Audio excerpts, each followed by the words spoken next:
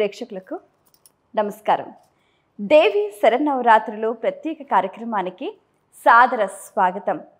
యాదేవి సర్వభూతేషు శక్తి రూపేణ సంస్థిత నమస్తస్యై నమస్తస్యై నమస్తస్యై నమో నమః. సంవత్సర కాలంలో ఆశ్వీజ మాసంలో ఎంతో శ్రద్ధగా 9 రోజుల పాటు శక్తి ఆరాధన పలు రూపాల్లో నిర్వహించడం అనేది సంప్రదాయంగా వస్తుంది. మరి ఆయా దేవీ దేవతల స్వరూపాల్లోని అంతరార్థం, ఆరాధనలోని వైశిష్ట్యం, అలాగే శరన్నవరాత్రుల గురించి మరిన్ని ఆసక్తికర వివరాలు తెలియచేయడానికి ప్రముఖులు మనతో పాటు ఉన్నారు. ఎన్నో దశాబ్దాలుగా వేద సంస్కృతి పరిషత్ ద్వారా దేశ విదేశాల్లో ఉన్న ఎంతో మందికి కూడా తన విజ్ఞానాన్ని విస్తారంగా అందిస్తున్నారు.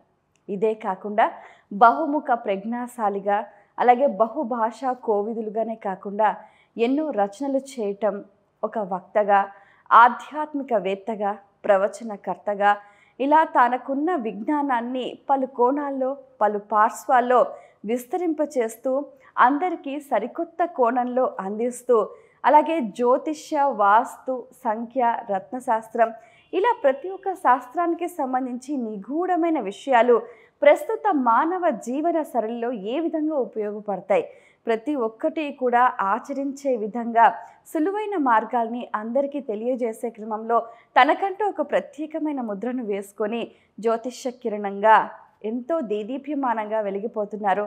ప్రస్తుతం ఉస్మానియా విశ్వవిద్యాలయ తెలుగు శాఖ అధ్యక్షులుగా వ్యవహరిస్తున్నారు ఆచార్య సాగి కమలాకర్ శర్మ గారు. వారితో మాట్లాడి మరిన్ని విషయాలు వారి మాటలు తెలుసుకుందాం. ఈనాటి కార్యక్రమాన్ని ప్రారంభిద్దాం. నమస్కారం గురుగారు. అమ్మ నమస్కారం. శ్రీమాత్రే నమః. ముందుగా మీకు దేవి శరన్నవరాత్రి శుభాకాంక్షలు. దేవి శరన్నవరాత్రుల విశిష్టత మీ మాటల్లో. ఆశ్వీజ మాసం లోపల చంద్రుడు అశ్విని నక్షత్రం, సూర్యుడు కన్యారాశిలో ప్రవేశించినటువంటి సందర్భాల్లో మనం తప్పనిసరిగా ప్రతి సంవత్సరం చేసేటటువంటిది ఈ శరన్నవరాత్రి ఉత్సవాలు. శరత్ ఋతువు ఏర్పడ్డ తర్వాత ఏర్పడ్డటువంటి ఇవి కాబట్టి శరన్నవరాత్రులను పేరు పెట్టి పిలుస్తూ ఉంటాం. భూమి మీద దక్షిణాయనంలో వచ్చేటటువంటి శక్తుల లోపల అపరిమితమైన శక్తులు అనేక రూపాల్లో వస్తుంటాయి కాబట్టి ఆ ప్రకృతి శక్తులకన్నిటికీ కూడా మనం చేసేటటువంటి నమస్కారమే ఈ శరన్నవరాత్రుల్లో భాగం. సమ్ గ్రాటిట్యూడ్, మనం చెప్పేటటువంటి కృతజ్ఞతాభావం, ధన్యవాద భావం.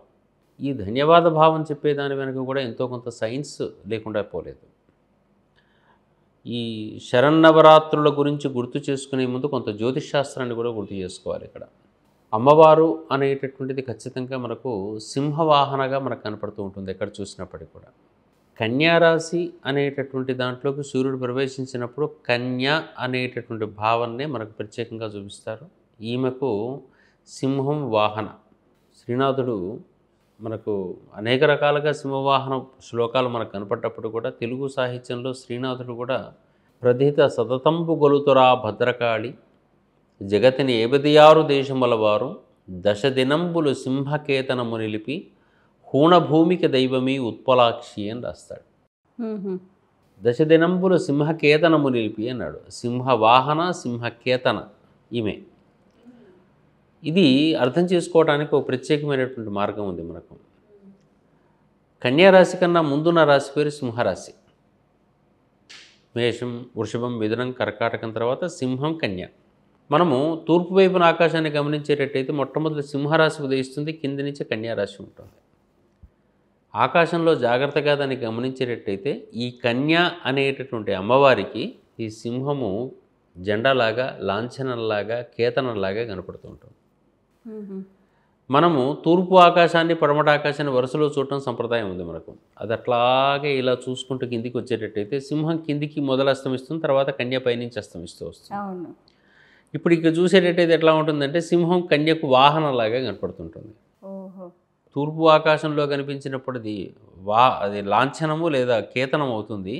పశ్చిమాకాశంలో అస్తమించే సమయం లోపల అది వాహనంగా మారుతుంది. కాబట్టి అమ్మవారికి సింహం వాహనం ఎందుకు అని చెప్పేసి అనడానికి ఈ జ్యోతిషాస్త్రంలో ఈ 2 అంశాలు చెప్పడానికి సాధ్యం కాదు, ఇంకా వేరేది సాధ్యం కాదు. అట్లాగే మనకు మిథున రాశి లోపల ఉండే ఆర్ద్ర నక్షత్రం శివుడు కనుకైతే ముందర ఉండే రాశి పేరు వృషభ రాశి. శివునికి ముందు వృషభం ఉంటుంది. శివుడికి మొదలు వృషభ లాంఛనము, అస్తమించినప్పుడు వాహనం అవుతుంది.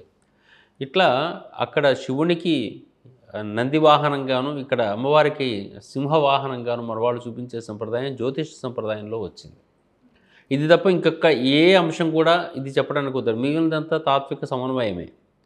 ఇది మౌలికమైనటువంటి విజ్ఞానం. ఇటువంటి కన్యా సంబంధమైనటువంటి రాశికి సంబంధించి 9 రోజుల పాటు శక్తికి చేసేటటువంటి పూజలు, ప్రకృతి శక్తులకు చేసే పూజలు. శక్తి అనే పదం లేకుండా మన నిత్య జీవితంలో ఏ పదాన్ని వాడలేమమ్మ. అవును, అసలు శక్తి లేకపోతే మనం ఏ పని చేయలేము అసలు. మన చుట్టూ ఉండే పాంచభౌతిక శక్తి అంటాం. గాలికి వీచే శక్తి ఉంది, నీటికి ప్రవహించే శక్తి ఉంటుంది. ఇట్లా ఏది చెప్పినా ఒక శక్తి అనే పదం చెప్తాం. భూమికి ఉత్పాదన శక్తి ఉంది, జలానికి విద్యుత్ శక్తి ఉంది, జలం ద్వారానే కదా విద్యుత్ వచ్చేటటువంటిది. అట్లా ఒక బాహ్యమైన శక్తుల పేర్లు చెప్తాం. కంటికి చూసే శక్తి ఉంది, చూసే శక్తి సన్నగిలిందయ్యా ఈ మధ్య అని అంటుంటాం. వినికిడి శక్తి తగ్గింది అంటాం. వినికిడి శక్తి చెవులకు సంబంధించింది.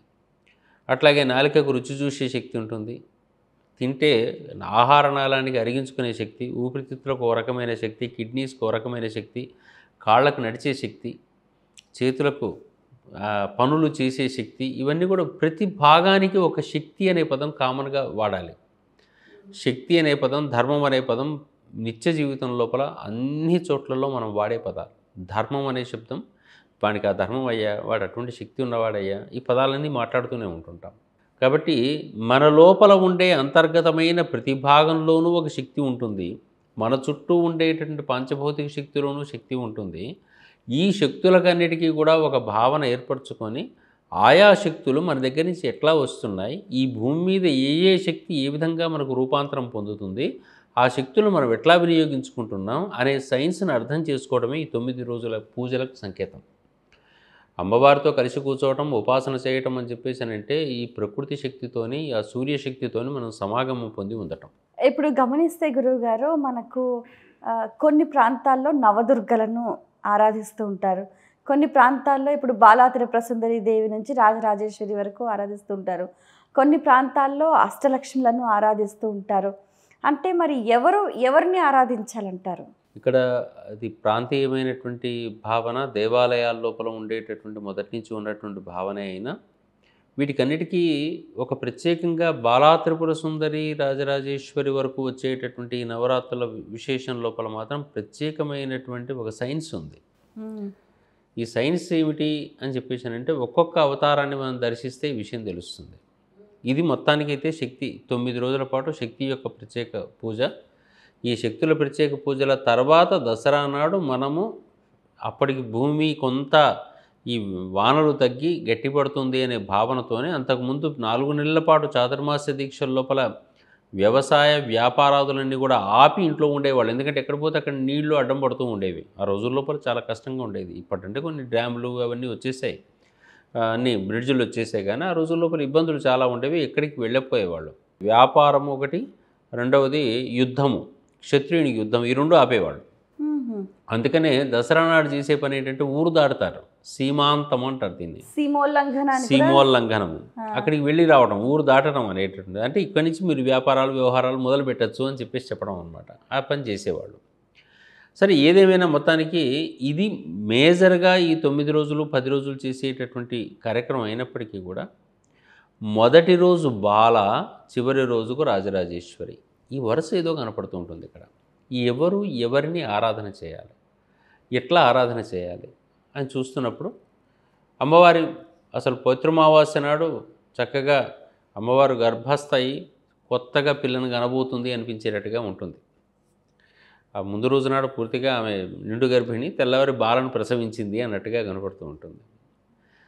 ఇది తెలంగాణ ప్రాంతం లోపల ఇదే సమయం లోపల చక్కనైనటువంటి పుష్పోత్సవంతో కూడుకున్నట్టు వినాయక చవితి లోపల ఆకులతో చేసే పూజ ఇప్పుడు పుష్పోత్సవంగా మారి చక్కనైనటువంటి బతుకమ్మ పండుగ ఇక్కడ ఏర్పాటు చేస్తారు.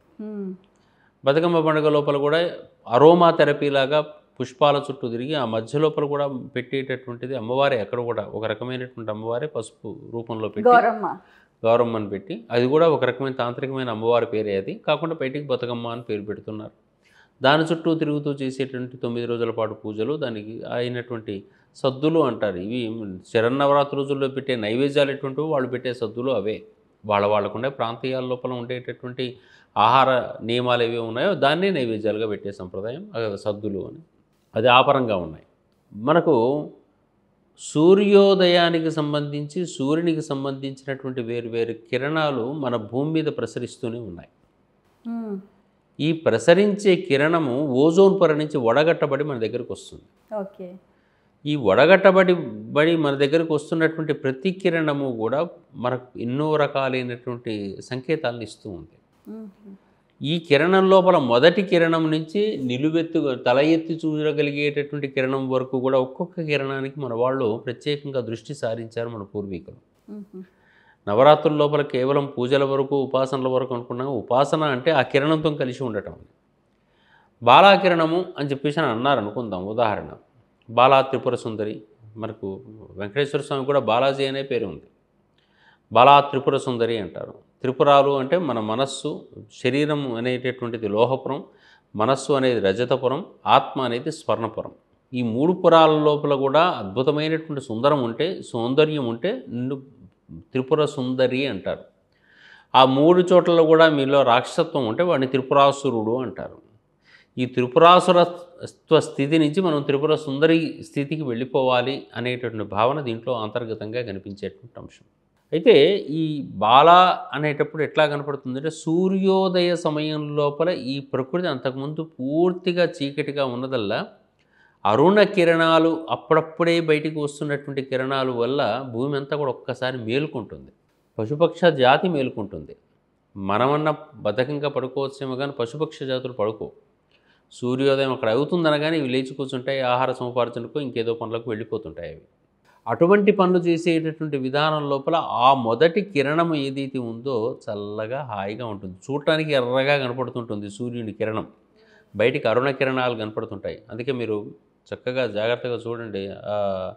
బాలా త్రిపుర సుందరి ధ్యాన శ్లోకంలో మొదటి మాట అరుణ కిరణజాల ఈ హెంచిత అనుకుంటూ శాపకాశ అనుకుంటూ మొదలు పెడతాం. నిరుపమ గుణశీల నిత్య కళ్యాణశీల అనుకుంటూ మొదలు పెడతాం. అంటే ఆ అరుణ కిరణజాలములతో కూడుకున్నటువంటిది. అరుణం అంటే ఎరుపు. ఆ ఎరుపుతో కూడుకున్నటువంటి కిరణజాలాలు మరి అవి ఎట్లా ఉన్నాయి? పని బాగా దూసుకుపోయేటట్టుగా ఉన్నాయంటే లేదు, ప్రశాంతంగా ఉంటాయి. చిన్న పాప ఎర్రటి శరీరంలాగా ఉన్నాయి. అట్లా కనిపించేటటువంటి మొదటి కిరణము బాలాకిరణము అది వ్యక్తిని మేలుకొల్పడానికి పనిచేసింది. ఆ వ్యక్తి లోపల ఉండేటటువంటి జాడ్యాన్ని తగ్గించడానికి పనిచేసింది. మనస్సును ధైర్యం తీసుకొచ్చడానికి ప్రయత్నం చేసింది. కాబట్టి బాలా త్రిపుర సుందరి అని చెప్పేసి అనేటువంటి ఆ రోజున మనం చిన్నపిల్లలకు పూజ చేసే విధానం అంతా ఏంటంటే కొత్త పిల్లలు ఈ విధానం అంతా దేనికి సంబంధించింది? అమ్మవారు మొదటి కిరణముగా కనపడుతున్నారు. ఎక్కడి నుంచి వచ్చింది ఇది? సూర్యకిరణం. ఆ కిరణం మరి బయట ఎట్లా ఉంది అంటే ఓజోన్ పొరవతల భగ్గున మండుతుంది ఆ సమయం లోపల. కానీ మన దగ్గరికి వచ్చేసరికి ఎట్లా ఉంది? చల్లగా హాయిగా ఉంది, చిన్న పాపలాగా ఉంది. అందుకని బాలా త్రిపుర సుందరి. రెండవ కిరణము మనకు గాయత్రి కిరణం. ఈ గాయత్రి కిరణం ఏం చేస్తుందంటే కొంచెం ఇది ఆరెంజ్ కలర్కు మారుతూ ఉంటుంది. ముక్తా విద్రుమహేమనైరదవళఛాయేర్ముఖై స్త్రీ క్షణై యుక్తామిందు నిబద్ధరత్నమకుటాం తత్వార్థవర్ణాత్మికాం గాయత్రీ వరదాభయాంకుశకశాం శుభ్రం కపాలాం గదాం శంఖం చక్రమదారవిందయుగళం హస్తైర్వహంతీం భజే. ఈ గాయత్రీ కిరణం ఏమైపోయిందంటే కొంచెం ఎరుపు నుంచి ఆరెంజ్ కలరు పసుపు కలర్ మధ్యలోకి వస్తూ ఉంటుంది. అది ఆ కొంచెం రెండో కిరణం. మొదటి కిరణం అప్పుడు స్నానం చేసి దేవునికి అర్ఘ్యం వదిలిపెట్టడం అనేటటువంటిది నదుల లోపల నిలబడి స్నానం చేయాలని. అంతకుముందు ఏం చేయాలంటే బ్రాహ్మణ కుటుంబాల్లో ఉండేటటువంటి పిల్లలు పొద్దున పూట లేచి 4కి 3:30కు లేచి బ్రాహ్మీ ముహూర్తాల్లో సూర్యోదయ ప్రదేశం లోపల వేరువేరు నక్షత్రాల యొక్క మార్పులు ఏమేమి ఉన్నాయి, ఆ రోజు ఎట్లా ఉండబోతుందో అబ్జర్వ్ చేయాలి. దీన్ని ఖగోళ వేద అంటారు. ఈ వేద చేస్తే అక్కడ ఉండేటటువంటిది ఈరోజు నక్షత్రాలు ఇట్లా ఉన్నాయి అని దాన్ని ఒక గుర్తుపెట్టుకుంటారు. ఆ నక్షత్రాలు సూర్యోదయం కన్నా ముందుగా ఉదయించినటువంటి నక్షత్రాలు ఏవైతే ఉన్నాయో ఆ నక్షత్రాలు ఉదయించినప్పుడు ఈరోజు ఆనందకరమయ్యేటట్టయితే ఇది పండగ. అది బాగా ఇబ్బంది పెట్టే రోజు కనుకైతే ఇది మనకు వ్రతం. వినాయక చవితి కూడా అందుకనే వ్రతం. ఆ రోజు పొద్దున్నే వినాయక నక్షత్రాలు ఉదయిస్తాయి. ఓకే. సూర్యోదయం కన్నా ముందుగా సూర్యోదయం ఉదయించే ప్రదేశం లోపల. ఇదంతా గమనించాలి. గమనించిన తర్వాత సూర్యోదయ సమయంలో స్నానం చేయాలి. సూర్యుని రెండవ కిరణం వచ్చే సమయానికి అర్ఘ్యం వదిలిపెట్టాలి. ఓకే. ఈ అర్ఘ్యం వదిలిపెట్టడం, ఆ సమయంలో సూర్య నమస్కారాలు చేయటం లాంటివి దేనికయ్యా అని చెప్పేసానంటే, శరీరం లోపల డి విటమిన్ సంబంధించినటువంటిది గాయత్రి కిరణం. అయితే ఇప్పుడు ఈ అర్ఘ్యం వదలడం అనేది అన్ని వర్ణాల వాళ్ళు చేయొచ్చు అంటారా? ప్రతి వాళ్ళు చేయాలి, అవసరం కూడా. ఎందుకంటే ఈ అర్ఘ్యం వదలడం అనేటటువంటిది జలాన్ని భగవంతునికి ఇస్తే మళ్ళీ మనకు పదింతలు చేసి ఇస్తాడు ఆయన్నే. హుహు.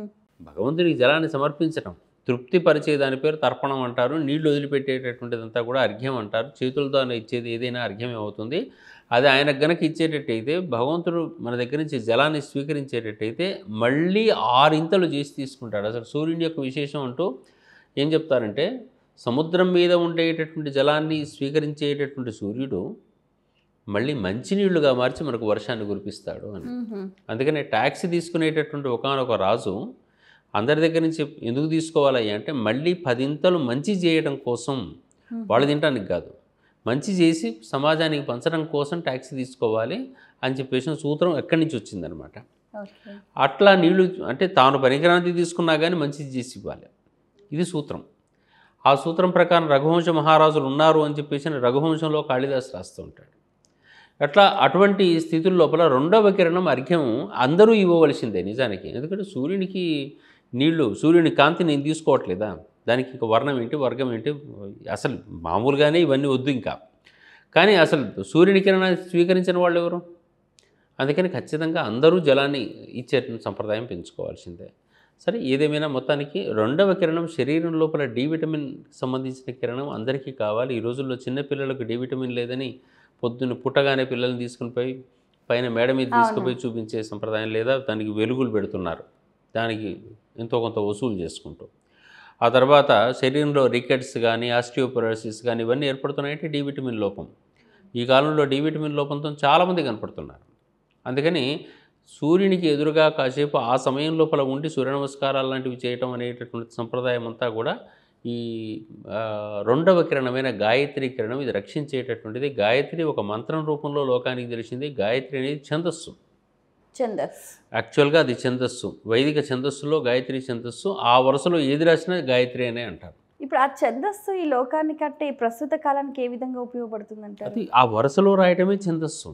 ఇప్పుడు ధియో యో నః ప్రచోదయాత్ అని చెప్పేసి, వక్రతుండాయ విద్మహే ఇట్లా మనకు చెప్పేటటువంటిది. తత్పురుషాయ విద్మహే మహాదేవాయ ధీమహి. ప్రతి చోట ఒక్కొక్క దేవుడికి పేరు చెప్పేసుకుంటూ వస్తుంది కదా, ఆ దేవుళ్ళ పేరు పెట్టి తన్నో అని చెప్పేసి ప్రచోదయాత్ అని చెప్పేసి అంటాం కదా. అదంతా గాయత్రి అక్షరాలు, 24 అక్షరాల వరుస అదంతే. ఆ అక్షరాల వరుస కాబట్టి గాయత్రి అనేటటువంటిది తర్వాత రోజుల్లో రక్షించేది అని అర్థంలో తీసుకొచ్చాను. గాయతాం ఇది అని చెప్పేసి గాయత్రి అని చెప్పేసి తీసుకొచ్చుకున్నాం. ఏది రక్షిస్తుంది అంటే నీ శరీర ఆరోగ్యాన్ని రక్షిస్తుంది ఫస్ట్ అది. కాబట్టి ప్రతి వ్యక్తికి అవసరమైనటువంటి ఏదైతే మనకు డి విటమిన్ ఉంటుందో ఆ రక్షణ అనేటటువంటిది సూర్యకిరణం, అది ఓజోన్ పొర నుంచి వడగట్టబడి మనకు వచ్చేస్తుంది. ఆ కిరణానికి మనం నమస్కారం చేయాలా వద్దా? అందుకని ఆ కిరణానికి చేసే నమస్కారం రెండో రోజు పూజ. ఓకే. ఇక మూడో రోజు పూజ ఏంటి? అన్నపూర్ణాదేవి కిరణం. అన్నపూర్ణాదేవి అంటే ఏంటి అంటే ఆకాశం నుంచి వచ్చేటటువంటి సూర్యకిరణము పత్రాల మీద పడుతుంది, భూమి మీద ఉండే పత్రాల మీద పడుతుంది. మనం తినే ఆహారం అంతా కూడా 99% మనకు ఆకుల నుంచి వచ్చేది. నేను మాంసాహారం తింటానండి అన్నా కానీ మాంసాహారం తినేటటువంటి ఏవైతే జంతువులు ఉన్నాయో అవి కూడా మళ్ళీ శాకాహారులే. కాబట్టి అవన్నీ కూడా ఎక్కడి నుంచి తీసుకుంటున్నాయంటే ఖచ్చితంగా వృక్షజాతులకు సంబంధించినటువంటి ఆహారాన్ని స్వీకరిస్తున్నాయి. వృక్షజాతి నుంచి ఎట్లా ఏర్పడుతుందంటే పత్రాల లోపల పత్రహరితం ఉంటుంది, క్లోరోఫిల్ అంటాం.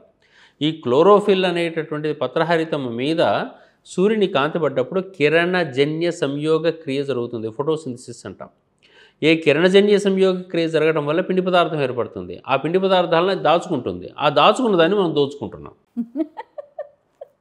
వరి అన్నప్పుడు ధాన్యం మనం కోసుకొచ్చుకుంటున్నాం, అది తయారు చేసుకున్నది. అది పండు, మన కాయ పండు అది దాచుకుంది, అది మనం తెచ్చుకుంటున్నాం.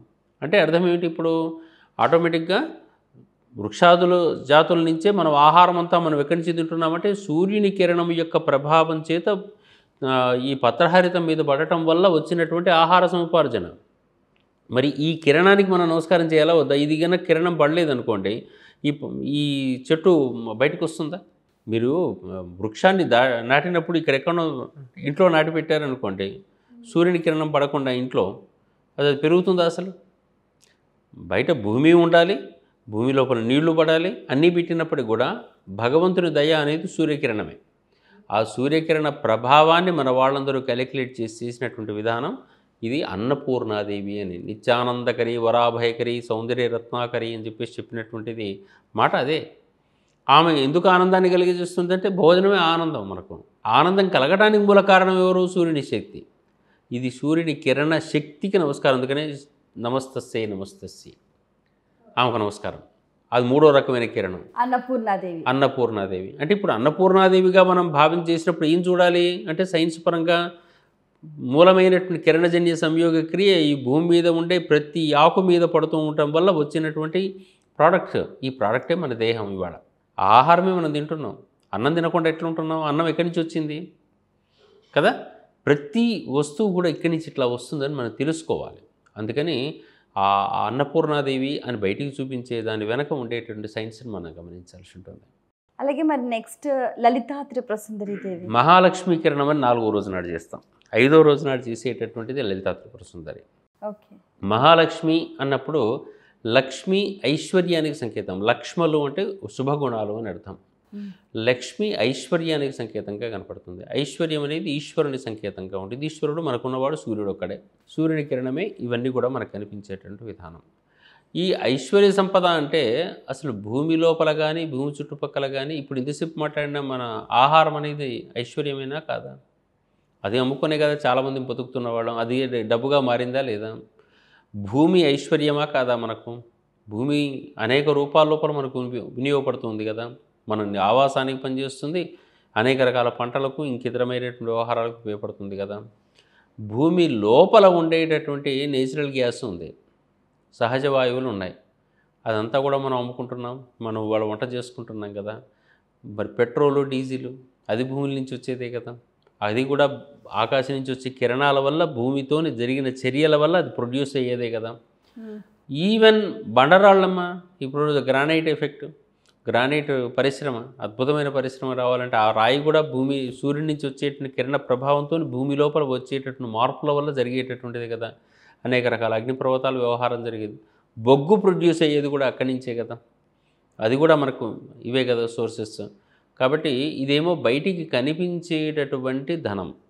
ఇవన్నీ కూడా మనం వినియోగించుకుంటున్నాం ఇవాళ. భూమిని అంతా తోడి అసలు నీరే ఇవాళ పెద్దదైనటువంటి పరిశ్రమ. భూమి నిండా నీళ్ళే, లోపల తవ్వి నీళ్లు తీసుకొని వచ్చేసి అటు పంట పొలాలకు వాడుతున్నాం, వీటిని తాగడానికి వాడుతున్నాం. కాబట్టి ఏ రూపంలో చూసినా కానీ జలం లోపల శక్తి, రాయి లోపల శక్తి, గ్యాస్ లోపల శక్తి, వీటికన్నిటిని మనం తీసుకుంటున్నాం. శక్తులు ఇంకో రూపాల్లో ఉంటాయి. మీ దగ్గర ధైర్యం ఎంత ఉందండి అని చెప్పేసానంటే దానికి కొలమానం లేదు. కొలమానం లేనిది ఏది ఉందో అది సంపద అంటారు. కొలమానం ఉంటే లెక్క ప్రకారం చూపించవచ్చు, ధనము అంటే లెక్క చూపిస్తాం, కానీ ధైర్యం మనం కొలమానం చూపించలేము. మీ ఆరోగ్యం ఎంత ఉందండి, 1 కిలో ఇచ్చుకోండి మాకు, ఇవ్వలేము. సంతాన శక్తి ఇవ్వలేరు. అంటే మన లోపల ఉండి మనకు అద్భుతమైనటువంటి శక్తులు మన దగ్గర కొన్ని ఉన్నాయి. ఇవన్నీ లక్ష్మీ సంకేతం. అందుకే మీకు అష్టలక్ష్మి గుణాల లోపల ధైర్యలక్ష్మి ఉంది, ధాన్యలక్ష్మి ఉంది, ధనలక్ష్మి ఉంది, గజలక్ష్మి. ఆకాశం లోపల ఉండేటటువంటి ఈ మబ్బులను లాగగలిగేటటువంటి ఒక గొప్పనైన శక్తి అదొకటి ఉంది భూమికి, గజలక్ష్మి. గజలక్ష్మి అంటే బయటికి కనిపించే ఇట్ల రూపం కాదమ్మా, ఇది గజం ఐశ్వర్యానికి ప్రతీక. ఆ జలం చలుతూ కనపడుతుంటుంది. లక్ష్మీర్ దివ్యేర్ గజేంద్రైర్ మణిగణ ఖచ్చితై స్నాపితా హేమకుంభై నిత్యం సా పద్మహస్తా మమ వసతు గృహే సర్వమాంగళ్యయుక్తాం అని చెప్పేసి అనటం కదా. ఆ గజం ఏం చేస్తుందంటే, గజం అంటే ఆకర్షణ శక్తి. ఇంతకుముందు గణపతి గురించి కూడా మనం అదే భావన పొందాం. గణపతి ఆకర్షణ శక్తి ఎటువంటిదో గజం ఆకర్షణ శక్తి. ఆకర్షణ శక్తి ఏం చేస్తుంటుంది అంటే ఆకాశంలో ఉండే మేఘమండలాన్ని లాగేస్తుంది, లాగి ఆ జలాన్ని ఈ భూమి మీద వర్షింపజేస్తుంది. ఆ వర్షింపజేయడం వల్ల మనకు పంటలు పండుతాయి, వ్యవహారం అంతా ఉంటుంది. అక్కడ లక్ష్మీదేవి బయటకు వస్తుంది. కల్పవృక్షాలు, కామధేనువులన్నీ మనకు సంపదలు కావా ఇవాళ? ఎన్ని రకాల సంపదలు ఉన్నాయి. ఈ సంపదలకన్నిటికీ ప్రతీక లక్ష్మి. మరి ఇవన్నీ ఎక్కడి నుంచి వచ్చాయి? సూర్యుని కిరణం కాదా? ప్రకృతి సంపద కాదా ఇదంతా? ఈ ప్రకృతి సంపదకు ఆ సూర్యకిరణం మూలమయ్యేటప్పుడు వీటికి రెండింటికి మనం మూలానికి నమస్కారం చేయాలా వద్దా? ఇది మహాలక్ష్మి సంబంధమైనటువంటి కిరణం. మీరు ఇందాక అడిగినటువంటిది నెక్స్ట్ ఇది తీసుకునేటట్టయితే లలితా త్రిపుర సుందరి. లలితా త్రిపుర సుందరి. అసలు లోకం లోపల చాలామంది ఉపాసనలకు మూలమైనటువంటిది, ఎంతోమంది పారాయణాలకు మూలమైనటువంటిది లలితా సహస్రనామం, లలితా ఇది. ఇంతకుముందు ఇంకో దానికి కూడా గుర్తు చేయాలమ్మా మీకు లక్ష్మీదేవికి సంబంధించినటువంటి దాంట్లో అష్టోత్తర శతనామాలు ఒకసారి మీరు చూడండి. చూస్తే ప్రకృత్యై నమః అని మొదలు పెడతాడు. అవును. లక్ష్మీదేవి అయి నమః అని చెప్పేసి అన్నాడు ఎక్కడ కూడా. ప్రకృతి లక్ష్మీదేవి ప్రకృష్టంగా తయారు చేయబడింది. అక్కడి నుంచి స్టార్ట్ అవుతుంది ఇది. ప్రకృత్యై నమః, వికృత్యై నమః, విద్యాయై నమః. To know something. విద్య అంటే జ్ఞానం అని అర్థం అక్కడ, అంతే. విద్య అంటే నేను చదువుకునే పుస్తకం కాదు ఇక్కడ. సర్వభూతహితప్రదాయై నమః అంటాడు. మీరు ఒక్కసారి ఆ పేర్లని కనుక మనం చూసేటట్టయితే ఆ హిరణ్మయి అయినటువంటి అమ్మవారు, శ్రీ సూక్తంలో చెప్పబడ్డటువంటి అమ్మవారి యొక్క స్వరూపం అంతా కూడా ఈ భూమి మీద కనిపించేటటువంటి సంపదల రూపంలో ఎట్లా కనపడుతుందో తెలుస్తుంది. ఈ సంపదలు మనకు ఏముందిలే అని చెప్పేసి అది ఒక్కనాడు లేకపోతే మనకి ఏందో దాని బాధ ఏందో అర్థమవుతుంది. మన ఋషులు మునులు ఇది గుర్తించారమ్మా. గుర్తించేసి ఇట్లా కనీసం ఒక్కసారన్నా మీరు గుర్తు చేసుకోకపోతే ఎట్లాగనైనా ఇవన్నిటిని కూడా అని చెప్పేసి ప్రత్యేకంగా పెట్టినటువంటి ప్రాసెస్ ఇది. ఆ తర్వాత మనం ఇంతకుముందు అనుకున్నట్టుగానే లలితా త్రిపుర సుందరి. లలితా త్రిపుర సుందరిలో శ్రీమాతగా మనం చూస్తున్నాం. ఓజోన్ పొర లోపల ఉండేటటువంటి పాంచభౌతిక శక్తికి శ్రీమాత అని పేరు. మాతృత్వ సంకేతం ఇది. మాతృత్వ సంకేతం. అది లేకుంటే మనం బతుకులేదు. గురుడి మీదనో, శుక్రుడి మీదనో, చంద్రుడి మీదనో ఎక్కడైనా కానీ బతుకు ఉందా? ఎక్కడుంది బతుకంటే? అంటే భూమి మీద మాత్రమే ఉంది. ఎట్లా ఉంది అంటే ఓజోన్ పొర ఉంటేనే ఉంది. ఇదే హిరణ్య ప్రాకారంగా చెప్పింది శ్రీ సూక్తం. కాంసో ఓ స్మితాం హిరణ్య ప్రాకారాం ఆర్ద్రాం జ్వలంతీం తృప్తాం తర్పయంతీం అని. ఆ హిరణ్య ప్రాకారాన్ని పాడు చేసిన వాటానికి ప్రయత్నం చేసిన వాడు హిరణ్యకశిపుడు, హిరణ్యాక్షుడు. అందుకనే లోపల ఉండే అమ్మవారి పేరు హిరణ్మయి. ఆ హిరణ్మయి అయినటువంటి లక్ష్మీదేవి లేదా శ్రీ అనేటటువంటిది మనకు సంపదగా చూపించవచ్చారు. ఈ శ్రీంలోని ఈంకారం ఆక్సిజన్. తాం పద్మినీం ఈం శరణమహం ప్రపజ్జే అలక్ష్మీర్మేనస్య తాం త్వాం వృణే. శ్రీ సూక్తం చెప్తుంది. వైదిక సూక్తాలన్నీ కూడా వైజ్ఞానికంగా చూడాలమ్మా. ఏదో దేవత ఇట్లా ప్రార్థన చేస్తే నాకు డబ్బులు గుర్తుతాయని చెప్పేసి చూడటం కాదు ఇక్కడ. ఆమె ఆక్సిజన్తో కూడుకున్నటువంటిది. ఈ ఆక్సిజన్ భూమి మీద ఉన్నది కాబట్టి ఇక్కడ మనం అందరం బతుకుతున్నాం. ఆ ఆక్సిజన్ అనేటటువంటిది ఇంకార స్వరూపిణి కాబట్టి మనకు బీజాక్షరాలన్నింటిలో క్లీం, హ్రీం, శ్రీం ఇట్లా చెప్పుకుంటూ వస్తుంటాం. అందుకని అన్నిటికీ శ్రీం చెప్తుంటుంటే ఎక్కువసార్లు శ్రీ శబ్దాన్ని బాగా వాడుతూ ఉండేటట్టయితే శరీరంలో ఆక్సిజన్ లెవెల్స్ పెరుగుతాయి. అందుకనే ఇంట్లో శ్రీవారు, శ్రీమతి, శ్రీ శ్రీ శ్రీ శ్రీకారం చుట్టాడు, ఇట్లా శ్రీయుత గౌరవనీయులైన ఈ పరమ పూజ్య శ్రీ శ్రీ శ్రీ పూజ అని చెప్పేసి అని ఎక్కడైనా శ్రీ చెప్పడానికి కారణం అదే. అక్కడ ఈకారంతో కూడుకున్నటువంటి శకార రకారాలతో కూడుకుని ఉంటాయి అవి, ఆ శ్రీకారం అనేది. అందుకని ఆ శ్రీమాత ఆమె ఉంటే, అదే వైష్ణవులు శ్రీదేవిగా చూశారు, మన వాళ్ళు శ్రీమాతగా చూశారు. ఆ శ్రీదేవి, భూదేవి విష్ణువుకు భార్యలుగా చూశారు. ఇదంతా దీని చుట్టూ ఉండే ఎనర్జీ. అందుకే మీకు భక్తి భావనతో మనం కనుక గమనించేటట్టయితే లలిత అమ్మవారి యొక్క రూపాన్ని ఒకసారి మనసులో చూడండి. శివుడు పడుకున్నట్టుగా ఉంటుంది, శివుని మీద అమ్మవారు కూర్చున్నట్టుగా ఉంటుంది. శివుడంటే భూమి, భూమి చుట్టూ ఆవరించి ఉన్నటువంటి ఓజోన్ పొర ఏదైతే ఉందో అది అమ్మవారు. ఇది శ్రీమాత. ఆ ఆవరించి ఉన్నటువంటి ఏ మాత అయితే మన దగ్గర లేకపోయేటట్టయితే పాంచభౌతిక శక్తితో కూడుకున్న మాత మనకు బతుకు లేదు, పుట్టుక లేదు. ఆమె శ్రీ మహారాజ్ఞి, శ్రీమత్ సింహాసనేశ్వరి, చిదగ్నికుండ సంభూత. చిదగ్నికుండ సంభూత ఏంటి? ఆక్సిజన్ ఎట్లా ఉత్పత్తి అవుతుందో చెప్తుంది మీకు. చైతన్యం అనే అగ్నికుండంలో పుట్టిన దానా అని చెప్పేసి చెప్పటం. దేవకార్య సముచిత మనకు వచ్చిన పర్పస్ ఏంటో తెలిసేటటువంటిది. అందుకని దేవకార్యం ఏంటంటే మనందరిని రక్షించను. అనుకోకుండా ఇట్లా జరిగిపోతున్నది ఇది. ఆ తత్వాన్ని ఆ రూపంలో, వైజ్ఞానిక రూపంలో లలితా సహస్రనామాన్ని చూడండి ఎంత గొప్పగా ఉంటుంది. అటువంటి శ్రీమాత, ఆ శ్రీమాతకు సంబంధించినటువంటి తత్వాన్ని లలితా ఉపాసనలో మనకు కనపడుతుంది. దీనికి అనేక రకాల ఉపాసన మార్గాలు ఉన్నాయి. లలితా విశేషం లోపల శ్రీచక్ర ఆరాధన అంతా కూడా లలితా సంబంధమైనటువంటి సూత్రమే. అందుకని పాంచభౌతిక శక్తికి కూడా ఇంకా అనేక రకాల రూపాలు ఉన్నాయి. భూమి అంటే భూమి ఒకటే ఉండదు. భూమి 50% కనుకుంటే 12.5 జలము, 12.5 అగ్ని, 12.5 వాయువు, 12.5 ఆకాశం, మొత్తం కలిపి 100%.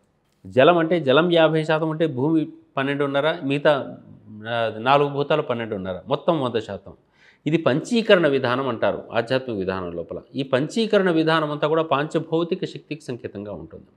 ఈ పాంచభౌతిక శక్తికి మన వాళ్ళు స్వీకరించిన విధానం ఈ రూపంలో కనపడుతుంది. ఆ పాంచభౌతిక శక్తే మనము ఈ రోజుల్లో చూసేటటువంటి లలిత లేదా మనకు శ్రీమాత అనేటటువంటి భావంతో కనపడుతుంది.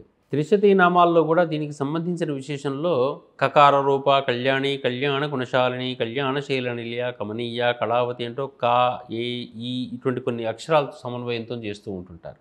అనేక రకాల ఉపాసనతో కూడుకున్నటువంటి గొప్పనైన లలిత అనేటటువంటిది, లాలిత్యంతో కూడుకున్నది, తల్లి ప్రేమ, ఇది లేకుండా మనం లేవు నాయన అని చెప్పేసి గుర్తు చేసేటటువంటిది అనమాట. పాంచభౌతిక శక్తి సూర్యుడి నుంచి వచ్చేటటువంటి దీనికి సంబంధించి శ్రీ సూక్తం మీరు బాగా అధ్యయనం చేసేటట్టయితే దీంట్లో అన్ని విషయాలు కనపడుతూ ఉంటుంటాయి.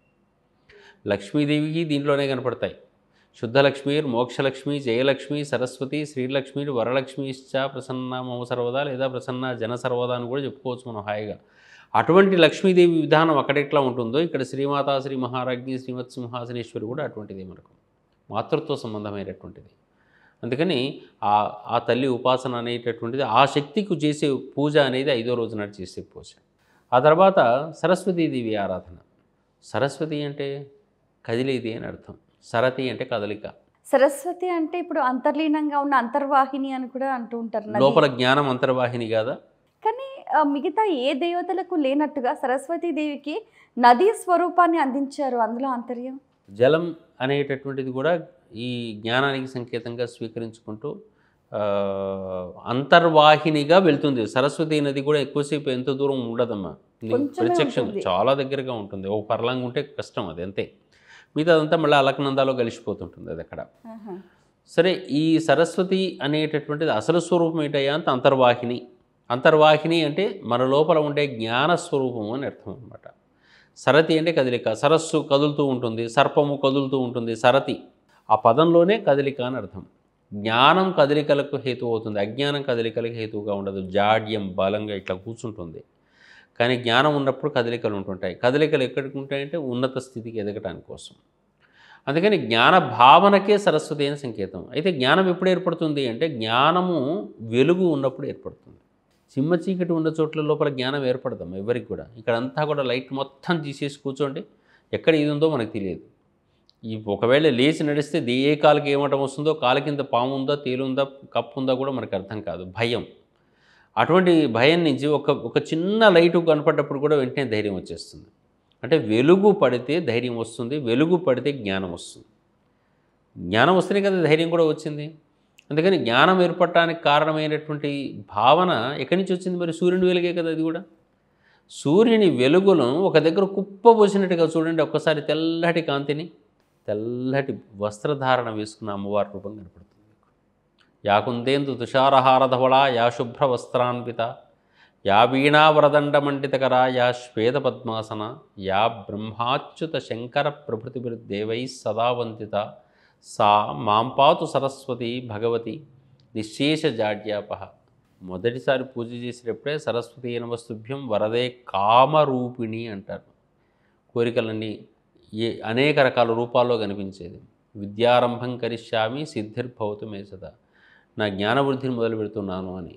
అంటే తెల్లటి స్వరూపం ఎందుకు వేస్తారు అమ్మవారికి అంటే సూర్యకిరణ కాంతి యొక్క సమాహార రూపానికి సంకేతంగా తెల్లటి వస్త్రధారణ.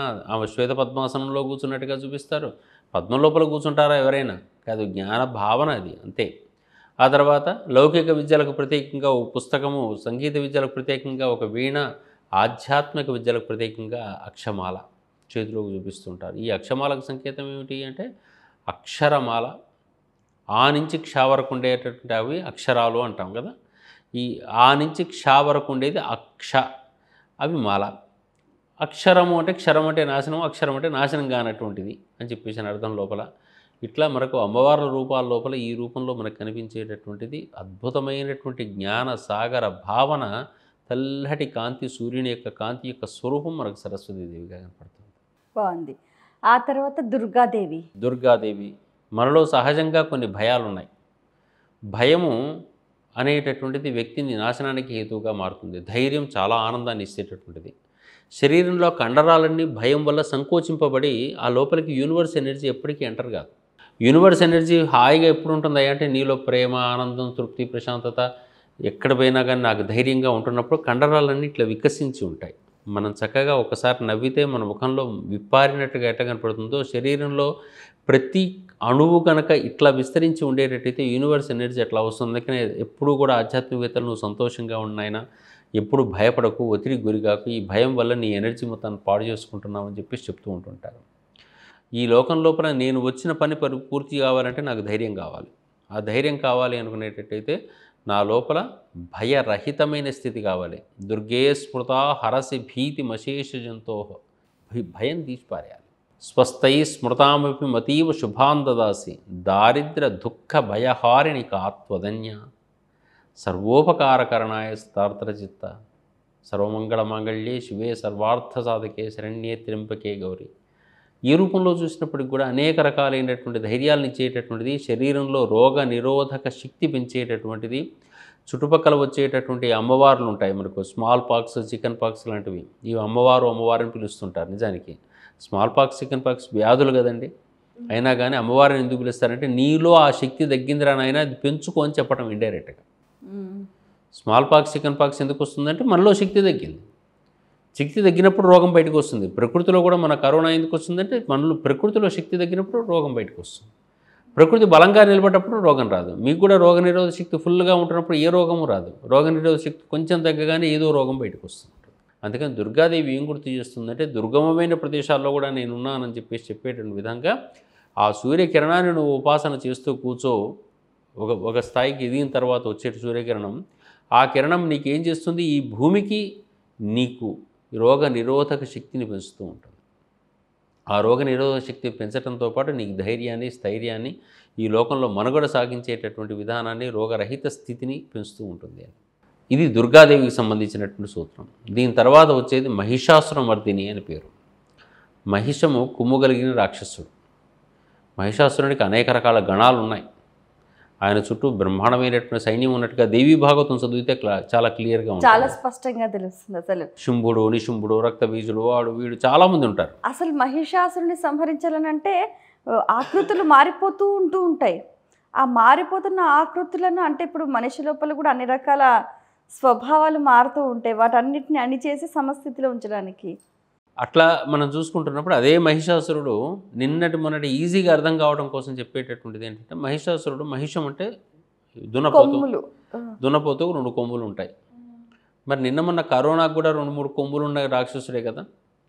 అంటే ప్రకృతి శక్తి ఎప్పుడైతే బలహీనపడుతుందో భూమి అంతర్గతంగా ఉండేటటువంటి కొన్ని రకాలైనటువంటి సూక్ష్మజీవులకు సంబంధించిన శక్తులు బయటకు వస్తాయి. అక్కడ మహిషాసురుడు బయటకు వచ్చాడు ఒకనొక సందర్భంలో గుర్తు చేసి రికార్డు చేసింది దేవీ భాగవతం. ఇప్పుడు మళ్ళీ మనం కొత్త పురాణం రాస్తే కరోనాసురుడు గురించి రాయాల్సి వస్తుంది. ఈ కరోనాసురుడు కూడా అటువంటి వాడే. ఈ రకమైనటువంటి కొమ్ముల రాక్షసుడు ఇప్పుడు బయటకు వచ్చాడు, ఆ రకమైన కొమ్ముల రాక్షసుడు అప్పుడు బయటకు వచ్చాడు. ఇవాళ ఆ రోజుల్లో ఆయనకున్న గణాన్నంతా కూడానేమో శుంభుడు, నిశుంభుడు పేర్లని పెట్టారు, రాక్షసుల పేర్లు. ఇప్పటి రోజుల్లో వేరియంట్స్ అని పేరు పెడుతున్నాం. ఈ వేరియంట్స్ అనేవి కూడా మన ఎక్కడో దగ్గర ఇబ్బందులు పెట్టినవే కదా. అందుకని అక్కడ కూడా చూడండి, అమ్మ రక్తబీజుడు ఉన్నాడు. ఒక్క చుక్క రక్తం ఒక దగ్గర పడేటట్టయితే ఇన్ని యోజనాలు విస్తరిస్తాడు అని అర్థం. ఇప్పుడు కరోనా ఎట్లా స్ప్రెడ్ అయింది మనకు తెలియదా. మహిషాసురుడు అంటే ఇప్పటి కరోనాను గుర్తు చేసుకుంటే మనకి ఈజీగా అర్థమవుతుంది. మరి ఇవన్నీ ఎప్పుడు బాగా వృద్ధిలోకి, ఇవన్నీ రాకుండా ఎప్పుడు ఉంటాయంటే ఈ భూమి మీద సరియైన ప్రకృతి శక్తి బాగా ఉండాలి. ఈ ప్రకృతి శక్తి లోపించకుండా చూసుకోవాలి. ఆ భూమి మీద ఉన్న మనలోనూ కూడా ఆ ప్రకృతి శక్తి లోపించద్దు. మరి కరోనా వచ్చినప్పుడు అందరం పోయామా? పోలేదు. ఎవరు బలహీనుడో వాడు పోయాడు. అందుకంటే ప్రకృతి శక్తి తగ్గింది చాలా. చూడండి, ఇంకా కరోనా సందర్భంలో జరిగింది, మీకు ఆక్సిజన్ లేక చచ్చిపోయారు. అవును, ఆక్సిజన్ లేక చచ్చిపోవటం అంటే భూమి మీద ఈంకార స్వరూపిణి మన దగ్గర లోపించిందనే కదా అర్థం. మరి ఆ శక్తిని మళ్ళీ మనం ఉద్ధరించుకోవాలంటే మళ్ళీ వైదిక సాహిత్యం మీదకి వెళ్ళి మనం పరిశోధన మళ్ళీ మొదలు పెట్టాల్సిందే, తప్పదు.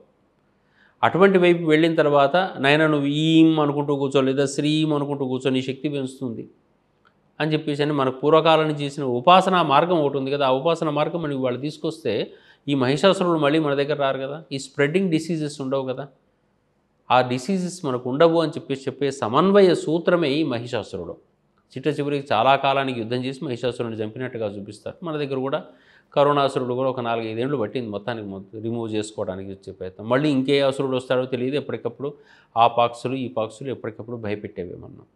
అందుకని ఇటువంటి ప్రకృతి లోపల బలం తగ్గటం వల్ల వచ్చేటటువంటి లోపాలను తగ్గించేటటువంటిది కాబట్టి దాన్ని పెంచడం కోసం వినియోగపడేటటువంటిది మహిషాసురునికి సంబంధించిన మరొక కిరణం సూర్యకిరణమే అది. ఆ సూర్యకిరణం ద్వారా ఈ ప్రకృతి ప్రభావితం కావాలి, ఈ ప్రభావితమైనటువంటి చోట్లలో ఆక్సిజన్ స్పష్టంగా విస్తరించాలి, అప్పుడే ఈ లోకానికి అందరికీ కూడా ప్రశాంతత ఏర్పడుతుంది అని చెప్పేటటువంటి కిరణం అది. ఇది మహిషాసురం వర్ధిని కిరణం అంటాం. తర్వాత రాజరాజేశ్వరి దేవి చివరికి మనం పూజ చేసే ఉపాసనా తత్వానికి సంబంధించిన పరమోత్కృష్టమైనటువంటిది రాజరాజేశ్వరి. ఈమెని లలితాపరా భట్టారిక అని కూడా అంటూ ఉంటారు కదండి. ఫైనల్ బిందు స్వరూపిణి, పైన ఉండేటటువంటి బిందు స్వరూపిణిగా చెప్తూ ఉంటాం. ఏంటయ్యా అంటే రాజశబ్దానికి శ్రేష్టత్వం అని అర్థం. ఈశ్వరి అన్నా కానీ అన్నిటికన్నా పైదే అనే అర్థం కదా. సంపదలతో కూడుకున్నది ఈశ్వరి. శ్రేష్ఠులలో శ్రేష్టతమైనటువంటి శక్తిని ప్రసాదింపజేసేటటువంటిది హయ్యర్ ఎనర్జీ. ఎప్పుడంటే నడినెత్తి మీద సూర్యుడు ఉన్నప్పుడు ఈ భూమి పొందేటటువంటి ఒక రకమైనటువంటి ఎనర్జీ అనేది ఏది ఉందో అది మనకు అభిజిత్ ముహూర్తం అని పూజలు చేస్తూ ఉంటాం ఆ సమయం లోపల. అట్లాగే నడినెత్తి మీద సూర్యుడు కనుక పడ్డప్పుడు అనేక రకాల ముహూర్తాలు నిర్ణయించే సంప్రదాయాలు కూడా ఉన్నాయి. ఆ భూమి కూడా నడినెత్తి మీద సూర్యుడు ఉన్నప్పుడు 10th హౌస్ అంటాం మామూలు జ్యోతిషాస్త్రంలో ఉన్నప్పుడు ఈ భూమి కొత్తదనమైన ఎట్లాగో తిరుగుతూనే ఉంటుంది. అయినా కానీ ఆ పర్ఫెక్ట్గా భూమి నడినెత్తి మీద ఉన్నప్పుడు పడ్డటువంటి ప్రదేశం ఎక్కడైతే ఉంటుందో ఆ ప్రదేశానికి సంథింగ్ ఎనర్జీ కొత్తగా వస్తుంది. తల ఎత్తి చూడగలిగినటువంటి గొప్పనైనటువంటి కిరణం అది రాజరాజేశ్వరి. ఈ ఉపాసన ఏం చేస్తుంది అంటే వ్యక్తిని సమున్నతునిగా మారుస్తుంది, రాజుగా మారుస్తుంది. రాజు అంటే ఇప్పుడు రోజుల్లో రాజు అని కాదమ్మా, జనంలో హృదయాల్లో నివసించే రాజుగా మారుస్తుంది. అందుకనే రాజరాజేశ్వరి పూజ అంటే రాజరాజేశ్వరి ఉపాసన అని చెప్పేసానంటే వ్యక్తిలో శ్రేష్టత్వాన్ని బయటికి తీసుకొచ్చేటటువంటిది. ఆ శక్తిని పూర్ణమైన శక్తి, బాలా త్రిపుర సుందరి శక్తి మెత్తదనంతో కూడుకున్నటువంటి చిన్న శక్తిగా మనం చూసేటట్టయితే రాజరాజేశ్వరి శక్తి ప్రచండమైనటువంటి శక్తి. ఇది తలెత్తి చూడలేం, కళ్ళెత్తి చూడలేం. చూడాలంటే తలెత్తి పైకి చూడాలి, కళ్ళు పెట్టి చూస్తే మామూలు కళ్ళకు ఆ వెలుగు చాలా కష్టం. అందుకని అటువంటి స్థితి లోపల నిన్ను నిలబెట్టుకోవడానికి ఆ శక్తిని ఉపాసన చెయ్యి అని చెప్పేటటువంటి కిరణం రాజరాజేశ్వరి కిరణం. అందుకని మొత్తానికి సూర్యోదయ కాలం నుంచి మనకు ఎక్కడికి మిట్ట మధ్యాహ్నం వరకు వచ్చేటటువంటి ఒకనొక కిరణం యొక్క సమూహాలను వరుసగా 9 భాగాలు చేసుకునేటట్టయితే ఏ రూపంలో మనం ఆరాధన చేయొచ్చో అటువంటి ప్రతి కిరణం ఈ భూమి మీద పడ్డప్పుడల్లా ఈ భూమి మీద అనేక రకాల మార్పులు జరుగుతూ వస్తూ భూమి మీద ఉండేటువంటి మనకు కూడా అదే ప్రకృతి ఆనందాన్ని ఇస్తూ వస్తుంది. కాబట్టి ఆ ప్రకృతికి సంబంధించినటువంటి వ్యవహారం అంతా కూడా నవరాత్రుల లోపల ప్రత్యేకంగా మనం ఆరాధించాల్సిన అవసరం ఉంది. ఉపాసనా మార్గం అంటే కళ్ళు మూసుకొని కూర్చున్నాం అనుకునేటట్టయితే ఆకాశంలో ఉండేటటువంటి ఆ సూర్య కిరణముతో కలిసి కూర్చోవటం. ఉపవాస శబ్దానికి కూడా అదే అర్థం. వాసము అంటే ఉండటం అని అర్థం. సమీపంలో ఉండటం. ఈ నవరాత్రుల్లో ఉపవాసాలు ఉంటారు అందరూ కూడా. ఎక్కడ ఉండాలి అంటే తీసుకునేది ఏదో కొంచెం పండ్లు పాలు లాంటివి స్వీకరించి రోజంతా కూడా కళ్ళు మూసుకొని ఐదరు పారాయణమన్నా చేయాలి, లేదా జపంతో ఆకాశంలో ఉండే సూర్యునికి ఈ ప్రకృతి శక్తులకు వెరీ నియర్గా ఉండటం అనేటటువంటిది మనం ప్రాక్టీస్ చేయటం అనేది ఈ ఉపాసన మార్గం అన్నమాట. శరన్నవరాత్రులు శక్తి స్వరూపాలు ఎందుకు అవుతాయి అంటే శక్తి పూజ చేస్తాం కాబట్టి. మీరు ముందుగానే చెప్పినట్టుగా యాదేవి సర్వభూతేషు అన్ని భూతముల యందు ఉండేటటువంటి శక్తి రూపేణ సంస్థితి. ఇది శక్తి స్వరూపం. ఒక్క శక్తి ఉందామా మన దగ్గర? ఇన్ని రకాల శక్తులన్నీ కూడా మనలో ప్రచోదనం పొందాలంటే ఇందాక చెప్పినట్టుగా కంటికి చూసే శక్తి, చెవికి వినే శక్తి ప్రచోదనం పొంది ఇది సమగ్రంగా ఈ సృష్టిలో మన శరీరం మనుగడ పొందడం కోసం, ఈ శరీరం సరియైనటువంటి పనులు చేయడం కోసం నిర్ణయించబడాలి. ఆ నిర్ణయించబడాలి అనుకుంటున్నప్పుడు ఇటువంటి ఉపాసన చేసేటువంటి మార్గం ప్రతి సంవత్సరం తప్పనిసరిగా మనం గుర్తు చేసుకోవాలి. కేవలం సంవత్సరం మాత్రమే కాకుండా ఇది ఒకసారి గుర్తు చేసుకొని సంవత్సరాంతం మనం చేస్తూనే ఉండాలని చెప్పేసేటటువంటి తత్వం ఈ శరన్నవరాత్రుల తత్వం. అంటే ప్రకృతిలో ఉన్న శక్తితో అనుసంధానమై ఉండాలి. ముఖ్యంగా మనిషి ఎప్పటికీ అదే పనిలో ఉండాలి. అసలు లోకానికి వచ్చింది ఆ పని కోసమే. ఈ లోకంలో ఉండేటటువంటి ఏ అంశము నీది కాదు. నువ్వు ఎప్పటిదో కర్మ వల్ల ఈ లోకంలో ఈ రూపంతో ఈ గుణంతో ఇక్కడికి అంత అద్భుతంగా వచ్చావు కదా, ఈ రూపంతో ఇంతకన్నా ఉన్నతమైన పనులు చేయాలా, ఇంతకన్నా తక్కువ పనులు చేయాలా? ఒక చెయ్యో కాలో కన్నో ముక్కో లేకుంటే నీకు వచ్చేటువంటి ఇబ్బందులు ఎన్నున్నాయో తెలియదా? అటువంటిప్పుడు నువ్వు పూర్ణుడిగా కనుక వస్తే ఈ పూర్ణుడితో ఈ చేతులతో నువ్వు స్వీకరించాలన్నా 10 మందికి పెట్టాలి. ఈ ప్రకృతికి ఎట్లా వినియోగపడాలి, ఈ పశుపక్షాదులకు ఎట్లా వినియోగపడాలి, ఈ సమాజానికి ఎట్లా వినియోగపడాలని తెలుసుకొని ఇంకా వినియోగపడటానికి ఈ శక్తి కావాలి నీకు.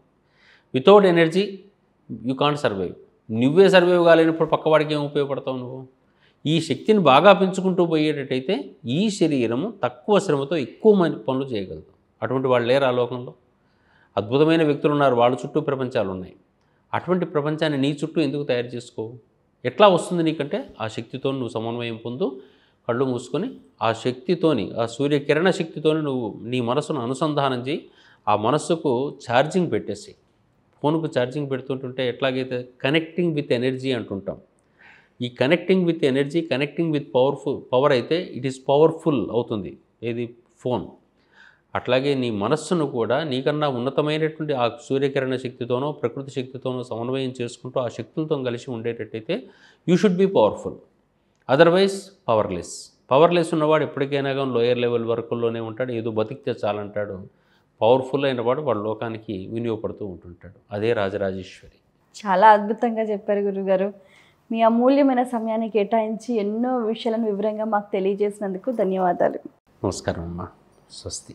ఇప్పటి వరకు దేవి శరన్నవరాత్రుల వైభవం, అలాగే అమ్మవారి 9 స్వరూపాలు, ఆ శక్తిని మనం మన శరీరంలోకి ఏ విధంగా సమన్వయం చేసుకోవాలో తెలుసుకున్నారు కదా.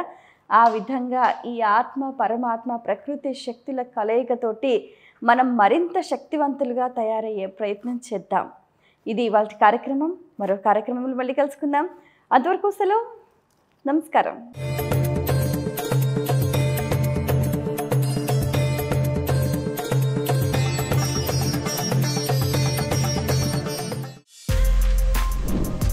For more videos like this, subscribe Big TV channel.